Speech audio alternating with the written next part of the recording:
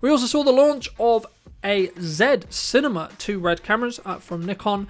Many filmmakers have been questioning the lack of video support from Nikon's side in the past when looking at what Sony and Canon offer, but with Nikon's purchase of Red Digital Cinema in April 8th, 2024 for $85 million, it did show a sign that they were clearly listening to the market for those who love the Nikon brand, sharing in a blog on the 14th of February this year, quote, the launch of 2 new Red cinema cameras equipped with Nikon Z mounts, with them also launching a new power zoom lens, the Nikon Z28 to 135 f4, and of course with the Z mount with the adapter, you will be able to use older glass. The blog does confirm this by opening the possibilities of using classic and vintage lenses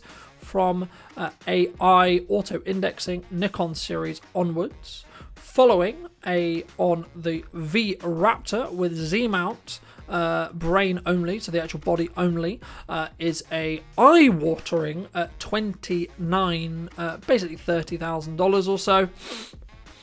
Also offering a starter and production kit for V-Lock and gold mount operation or options. So depending on what batteries you're looking to use, would depend. The starter kit is for around $34,000, just over. That's roughly around £27,000. The production pack for the V-Lock and the gold mount is $40,500, around £32,100 or so at the time of writing, with the Komodo starting at just under $7,000 and about £5,500 or being about £5,500.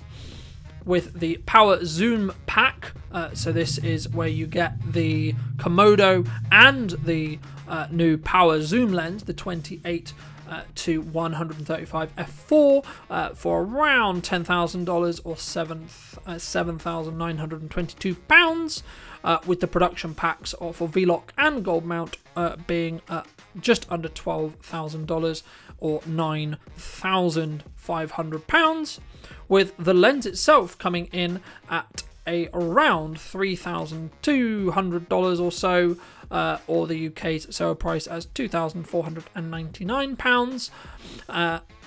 Of course, there's some key features on the power zoom that will allow you to create a dolly zoom without having to make any cuts and creating it in post using scale keyframes, for example.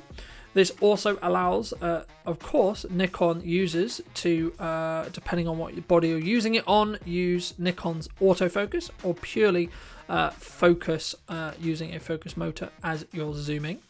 This lens also starts with a maximum aperture of f4, so not as good as an f2.8 in low light, and a minimum aperture of f22 will likely starburst at that range, very, very similar to most lenses. Nikon sales page claims that there's 18 elements in a group of 13 when it comes to aperture blades, with a minimum focusing distance of, I'll leave them on screen, but just some, so be aware if you are going to use this lens about how close you can get to your subject.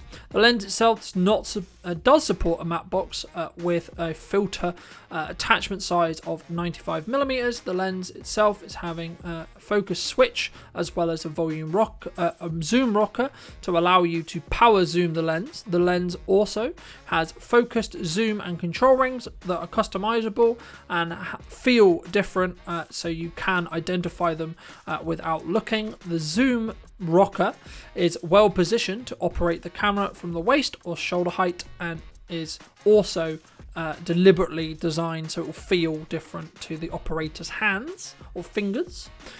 As a Nikon user for many years, I'm personally very excited to see how I guess you could say that Nikon is now becoming a real player in the video space, with the launch of a lot of their mirrorless technology. I'm shooting this on, for example, a Nikon Z6 Mark III, and I've been pleasantly surprised with the images coming out of this. And I think, for example, there's a lot of stuff you can do with that zoom lens, and I am personally looking at that zoom lens because, for example, there's a couple of lovely parallax motions that you could create while zooming and moving on a gimbal, for example.